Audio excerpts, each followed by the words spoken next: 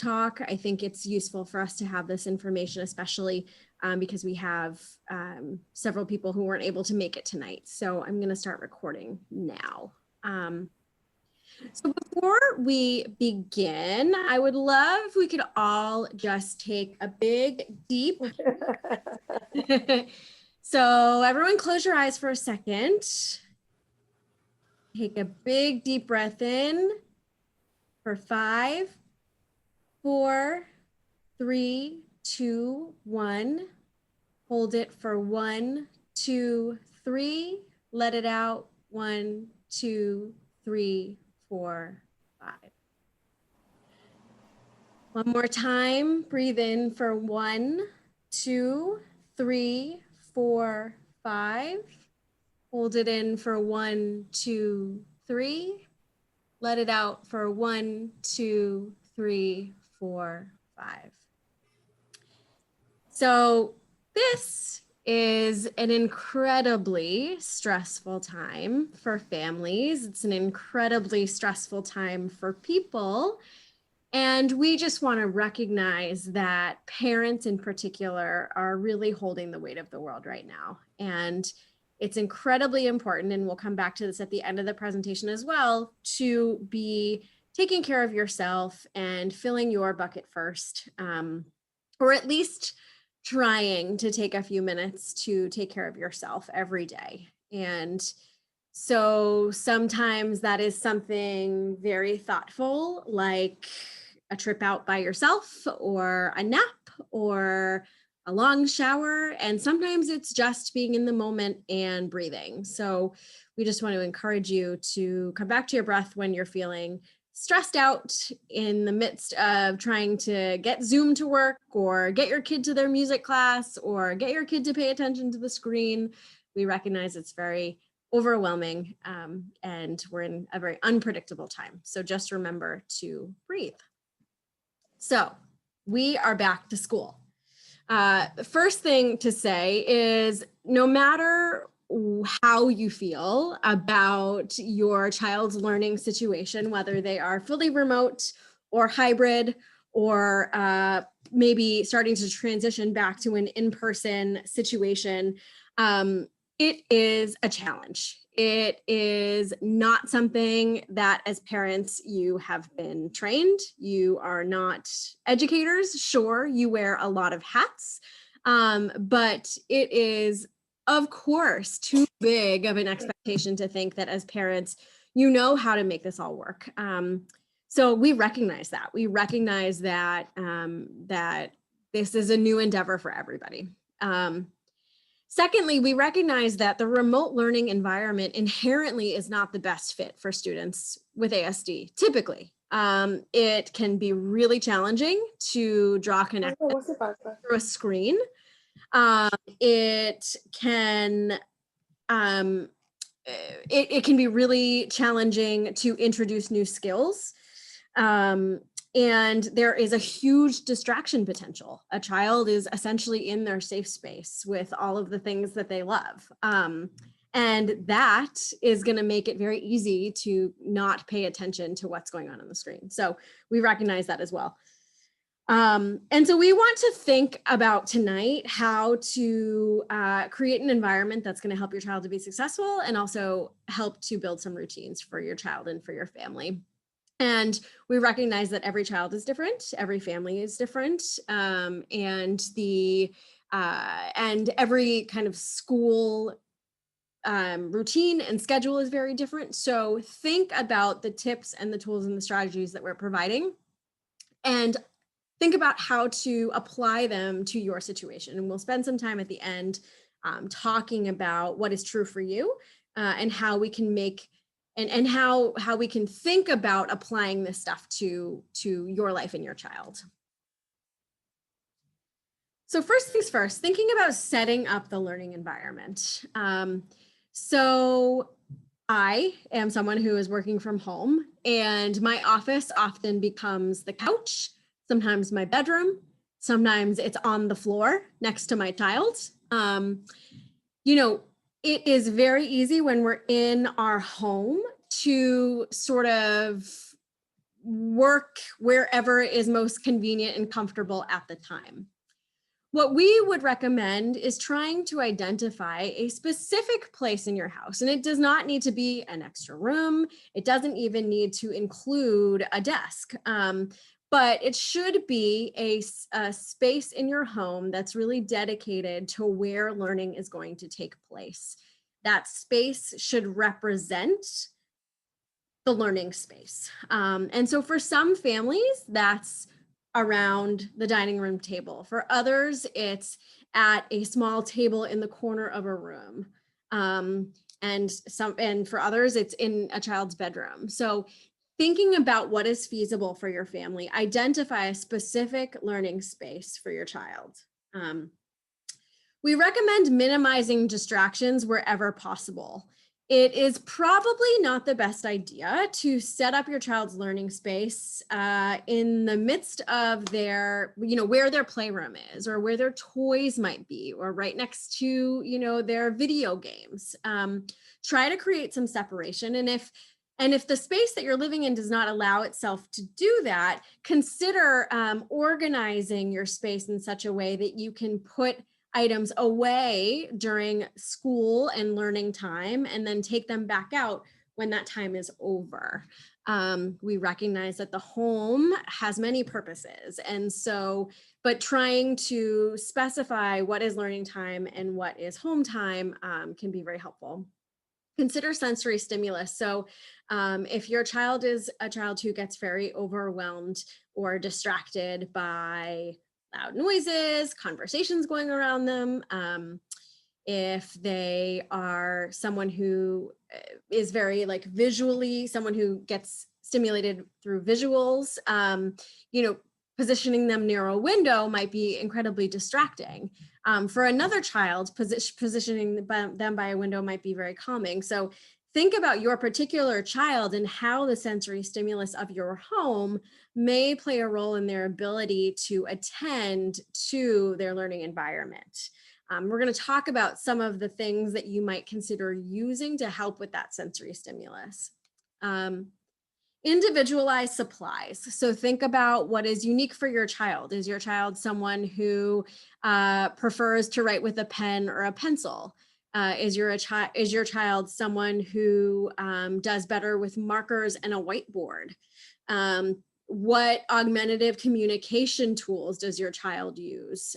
Do they have a touch to talk device? Do they like to draw pictures instead of writing out their thoughts? Consider, what things might be present and available in the classroom typically, and then how you can model some of that at home. And I want to stress, for all of these suggestions, it can be really helpful to have a conversation with your child's school team. If there are certain resources or tools that you need to help your child be successful at home, school should be helping you to gather those things, to have access to those things. So have conversations about even some supplies that your child might need. And then consider the internal environment. So when I say internal environment, what we know is that a child who didn't have breakfast or didn't sleep well the night before, or is feeling really frustrated at their sibling, that's a child that's going to potentially have a difficult time focusing, paying attention, participating in that virtual learning. And so consider what your child's behavior is telling you about the internal environment. And think about, in that time prior and after school, and during breaks, how you can be making sure that the child's internal environment is helping them to be ready to be a learner. So wanting to give some suggestions of things you can do to set up your learning environment. So the first is creating a partition. So you have some extra cardboard around, using even an Amazon box. When I was putting this presentation together, grabbed an Amazon box from our recycling pile and put it in front of my son to see if it worked. He enjoyed knocking it over and over and over. He's 2.5. But it was very easy to make a sturdy partition with just a couple pieces of cardboard. A partition can be really helpful because, again, it designates what the learning space is and it helps to minimize distractions. If you have multiple children in your house that are doing virtual school at the same time, it can be even more helpful to separate out the learning spaces for each of your children. Plus, it can be a fun activity where your children can help to decorate or to kind of individualize their partition. And when that is up, that's really signifying, okay, now it's time to learn. And when learning is over, we take this down. Headphones are another great tool to have on hand if you have a child that gets distracted easily, whether it's noise canceling headphones or rather headphones where they can hear what's happening on the screen. Both can be incredibly helpful to help kids focus and attend.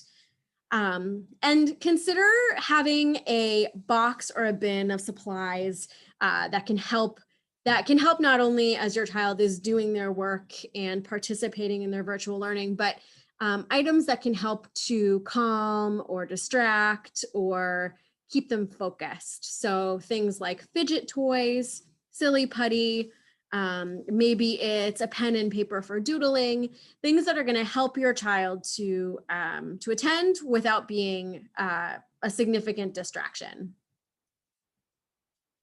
And these are just some examples of the different supplies you might want to have on hand that are individualized to your child. Again, maybe it's not a pen and paper that's going to work for your student, but a whiteboard and markers or their augmentative communication device. Now I'm going to pass it off to Jacqueline, who is going to take us through the second half of our presentation. And as I said before, if you have questions, feel free to put them in the chat, and we will open it up at the end just to talk about, your specific situations and things that are unique to your family. Thank you, Jacqueline. So I'm just gonna get this loaded. Okay, so I'm gonna talk about successful routines and how to establish, maintain a successful routine.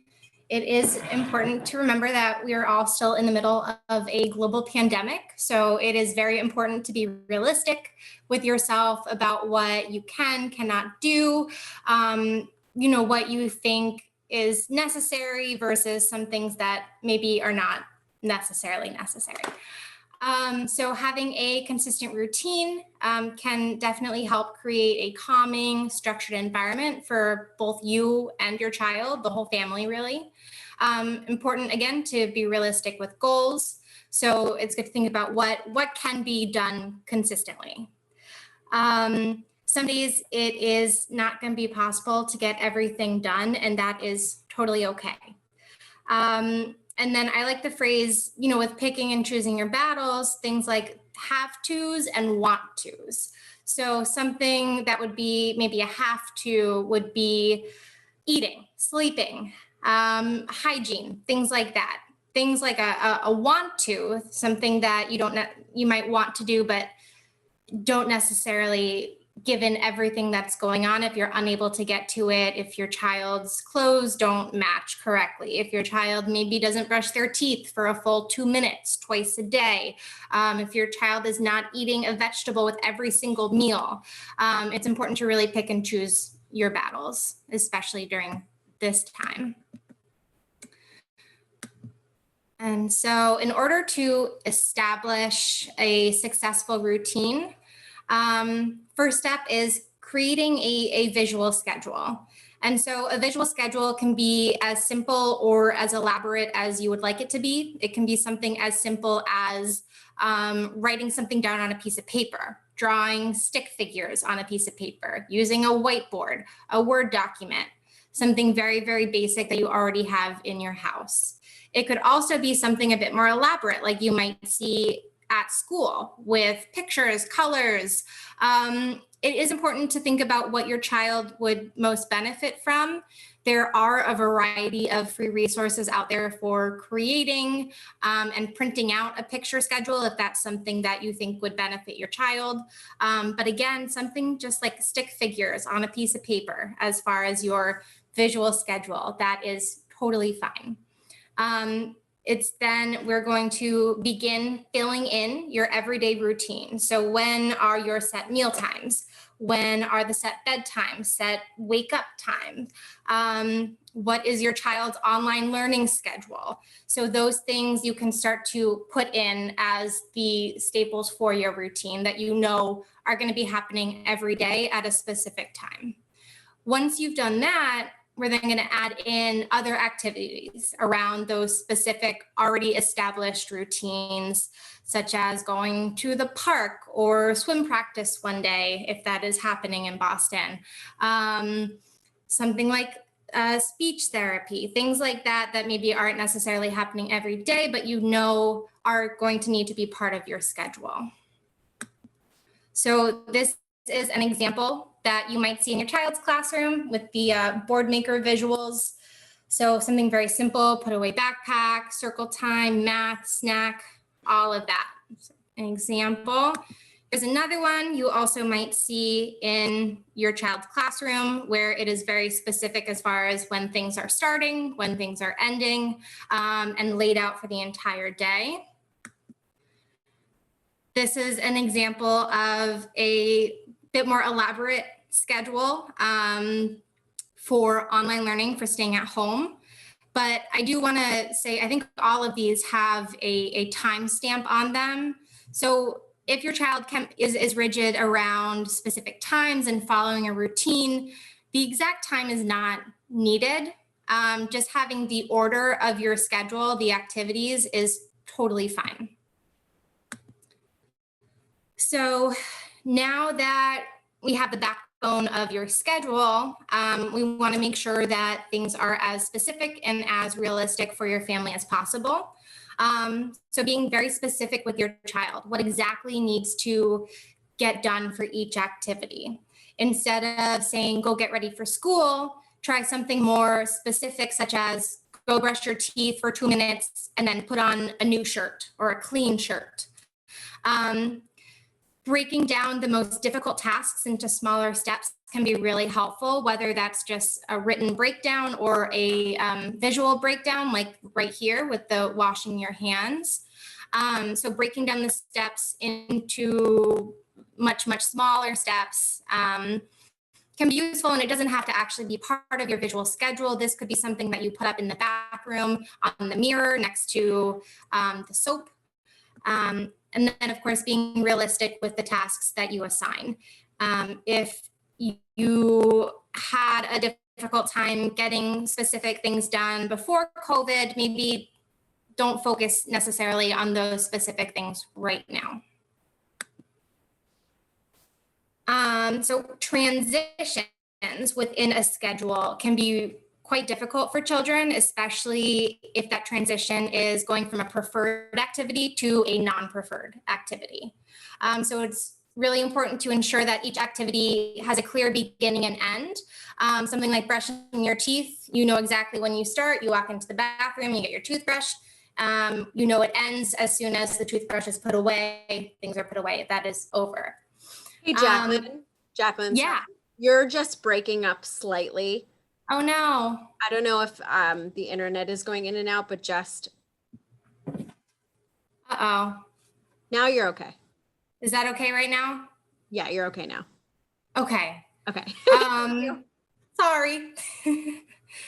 So providing choices throughout the day when possible. So throughout the day, if you know that, let's see, your child hates math but loves reading, you might want to provide choices like, do you want to do math first and then reading, or reading first then math? Or similarly, if math is next on the schedule and math has to happen, do you want to start with problem 1 first or problem 2?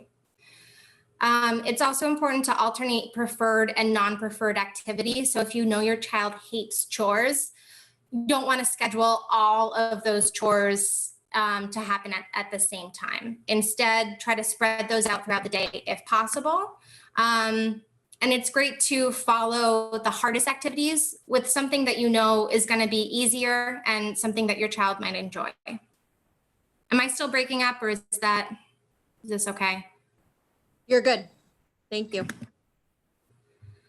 All right, so now what? So you may have your schedule, but your child may not be motivated to follow through, or might not want to follow through with this specific schedule or with certain activities within the schedule. So it can be really great to incorporate breaks into your child's schedule, set times, whether, regardless of what's going on, maybe between every activity, maybe having a break between every 2 activities, every 3 activities, whatever you feel would be useful for your child. And that break can be something really quick, a quick movement break, like a Go Noodle video, or a little dance break, or playing with Play-Doh. You can also discuss the use of breaks with the school team, because they may have specific times that they know would be a great time for a break, and that can be where you put it in as a set break in your schedule. It's also great to prompt functional communication. If you notice that your child is having a really difficult time sitting and you don't think they're going to make it to the next break, prompt them to ask for a break. Say, I need a break, and let them have a few minutes to take a break. Provide praise for using their words, engaging in functional communication. Thank you so much for telling me you need a break, and then back to the schedule. Incorporating visual supports and self-regulation strategies can also be really helpful. I'm going to go through a few of those. And then lastly, providing praise. Reinforcement is super important, and I will go further into that in the next few slides. So this is an example of some break cards. These are something that I would print out, laminate, cut, or even just having a single piece of paper where you would write break and ripping that off, and that can be your break card. This is, of course, specific for the classroom. It can still be used for online classroom, but just an example of a way to have your child request a break if you think that either using vocals or using a device or ASL might be tough. It's also important to think about how long is each break going to be? What are the choices that are going to be allowed during breaks? I definitely recommend trying to keep break activities similar to what your child would engage with at school. So if your child typically doesn't play with the iPad at school, maybe not allow iPad during the online school day. Keep that for before or after the online school day. Think about things like going outside for a walk, doing a Go Noodle movement break. I love those. Playing with Play-Doh, something with gross motor skills. Here's another example of I need a break, or I feel frustrated or angry and I need a break. And again, this can be something that you can discuss with your school team as far as how many breaks you think the teacher feels would be appropriate, how many breaks the ABA team at home may feel is appropriate. This is another example of visual support and visual prompt. It is a first then board. So using first then boards and language can be really helpful in contriving and maintaining motivation while keeping your child on track. So first we do math, then is your break. Or first we do math, then we go outside. And you can see we have those visual prompts. We need to listen, sit and share, keep hands to ourselves. Of course, this can be modified however you feel appropriate for your child. So then for maintaining successful routines, we really want to encourage good behavior.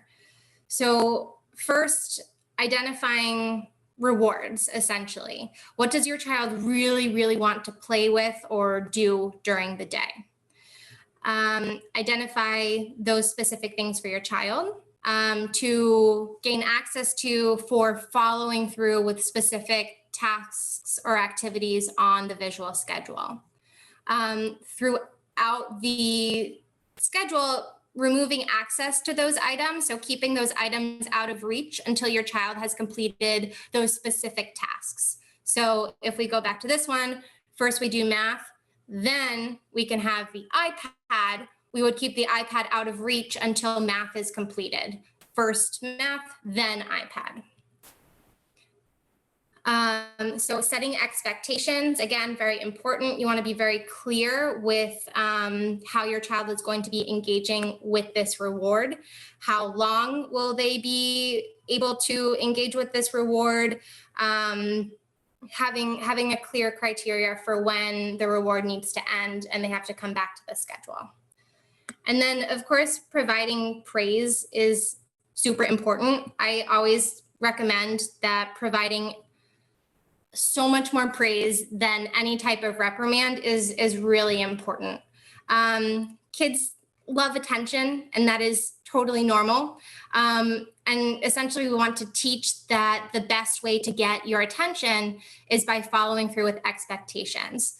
So language really matters here. And at times, specific attention, even if it's something that we would consider negative, like stop that, don't do that, that can actually be really reinforcing for your child. And they may then engage in that behavior even more to get that type of attention from you, even though it's not something that we would consider a positive interaction. So it's really great to, throughout your day, vocally label as many different things that you see your child doing that is either appropriate, or even if they're just sitting on the couch and not engaging in a tantrum. I love how you are sitting on the couch with a quiet voice. So bringing as much attention to the desired behaviors as possible, and really trying to stay away from providing reprimands, giving a whole lot of attention to any behaviors that you don't necessarily want to see. And so right now with COVID, the goal is really to keep everyone as safe and healthy as possible. And like Lauren was saying earlier, this time is so stressful, especially as a parent. I am not a parent, so I cannot imagine, but I understand that it is extremely difficult right now with online learning, with trying to work, all of that. So self-care is really important for every single member of the family. Setting manageable expectations for yourself, incorporating those self-regulation strategies into your routine, whether that's a breathing activity, and online. YouTube has some really great meditation videos for kids. Go Noodle has some fantastic meditation videos for kids that can support with self-regulation, with calming down, picking your battles, and you've got this. This is a really, really tough time for everyone. So really just try to take care of yourself, pick your battles, and we will get through this. So I do want to go through a few just examples of visuals that could be useful, that a lot of school systems will use. So here is an example of zones of regulation. I know most schools, and at least in Boston Public Schools, use this specific curriculum. But you could reach out to your school team and ask, what types of self-regulation strategies are children prompted to engage in. So zones of regulation is a great curriculum for first identifying feelings, identifying how I'm feeling. Am I feeling in the blue zone? Am I sad? Am I in the green zone? Am I happy, ready to work? Yellow zone, trying to get a bit frustrated. And red zone, I'm really mad, feeling out of control. And then using that type of language throughout the day. Oh, you look like you're in the green zone. Like, this is so great. You're ready to work. Or you look like you're in the yellow zone. You might need to take a break. Within zones of regulation, there is a whole how big is my problem, size of the problem, and looking at, is my reaction matching the size of my problem? If I'm throwing a major tantrum because I dropped a pencil, does that really match? It can also be adjusted depending on your child's interests. Here's a little Pokemon emotional thermometer using similar zones of regulation colors. Here's some more zones of regulation with Pokemon. You got the green zone, blue zone, red, yellow. And yeah, and we do have quite a lot of resources on our website. So please go and check that out. Our Everyday ABA is a really awesome online video series that goes through basics of ABA, how to implement those into your everyday life. Yep. I don't know, Lauren, you wanted to add anything? Yeah, definitely. So as Jacqueline said, we have a lot of really wonderful free resources on our website. Everyday ABA is definitely the one to highlight. It goes a lot more in depth around what kind of the basic bare bones that we talked about tonight, and gives you the foundational sort of principles around how to apply ABA at home, which is really just about shaping behavior. So if the behavior that you're targeting is, I really want my child to attend to virtual learning, figuring out how to do that and the steps to working on that behavior, Everyday ABA is a really great resource. We also want to stress talking to your school team. If your child was receiving ABA at school, if direct ABA is written into their IEP, talking about how that's being implemented now that the child is home. We recognize that for many students, the IEP is potentially not being implemented exactly how it was written, but schools do have a mandate to really be talking about that and engaging in discussion around that and thinking about how to implement as many of those services as is possible. And then there are also outside service providers. So if you have an insurance plan that covers ABA, most do, including Mass Health, considering, trying to get that service in your home to help with some of the things that your child is working on, gaining new skills, decreasing challenging behaviors, wherever your child is at. So just know that those resources and services are available to you, and our program can definitely help point you in the right direction. I guess what we could do is open it up to questions. So whether there are questions from you, Evelyn, or from members of our team, or anything you guys want to further, please let us know. I'm actually glad that I joined this meeting because I didn't know about the resources that you guys offer, and I'm really having a hard time because my son has not received the ABA or none of his therapists since last year when the COVID started. Yeah. And then I'm working full time, and I also work in the field. I work in orthodontist, that is like dental.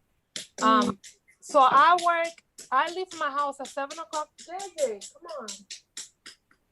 At 7 o'clock in the morning, and I don't get home until almost 7 at night. Yes. Yep. I'm taking him with me to work Mondays and Tuesdays because that's the days that I don't see patients. But then Wednesdays through Fridays, I have to drive all the way to South Boston to drop him off at my mom's house. Mm-hmm. And then to get to Weymouth in the afternoon, go back to get him, and then get home trying to clean, cook, and also help him with the homework. It's too much. Yeah. My brain is about to explode. Yeah, no, I hear you. And then I haven't heard anything from the school. They don't know anything, no therapy. Sure. What so it is hard. Is your child in BPS? Yes. Okay. And how old is he? 6. He's 6. And is he JJ? Yeah. Hi, JJ. Yes, it is. What parents are doing right now is impossible. It's just impossible. And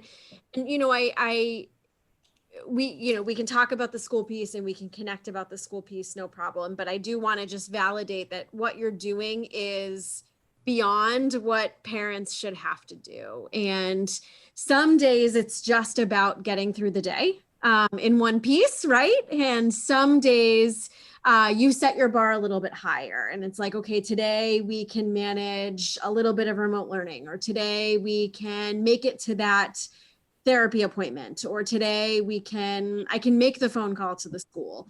But a lot of days it is just trying to get through the day. Now, Evelyn, is JJ a patient at Boston Medical Center? Yes. He is. Okay. So why don't we, if you can, will you type your email address into the chat? Sure. What I can do is I can send you an email and you and I can connect offline. And we can talk about, if there are things that our program can do to help, advocate with the school or try to set up some additional services. What I will say is, every family is in this really difficult position of trying to figure it out and trying to make it all work. Now, is JJ doing any school in person right now? No. No. And have they talked about when the hybrid transition will start? No, and actually they sent an email today stating that everything is gonna be on hold because Boston, the cases I keep rising up. Okay. So they don't know if they even gonna start this year. Okay. It was suspected. Okay. And what school does he go to? He goes to the Matterhorn. He goes to the Matterhorn. Okay. Okay. Okay. So what we can do is we will connect offline. I'll send you an email and we'll set up a phone call and we'll talk through, how we can help you to try to sort some of this stuff out. And if there are any additional resources and supports, it's really, really tough. Childcare is incredibly difficult to come by. And you have to work, families have to work. And so we recognize how challenging it is, but let us help you to sort of think through this and see what additional resources and supports we can set up. Thank you. Because I have another daughter in addition to him that is 2. JJ is 6 and she's 2. And she's also involved in behavior for speech therapy. Mm-hmm. So it's like trying to get her therapy. Yeah. Trying to get JJ to do the work, to do the homework. Yeah. Try to do the work at work. It's so challenging. Yeah. And then try to do the homework, the house, the wife work. It's like, oh my God. You're managing a lot. You're managing more than a parent should have to manage. And so tonight, what I want you to do is take some deep breaths. Do something for you for a few minutes and, let us connect you with some additional resources and help to think through this a little bit. Thank you. Okay. So wonderful. Well, thank you all for listening in. We also recorded this, so we'll have it as a resource for those that couldn't join us tonight. Evelyn, we will connect offline, and everyone else, we will talk tomorrow. Thank you. Have a good night, ladies. Thank you. Have a good night. Thank you. Bye.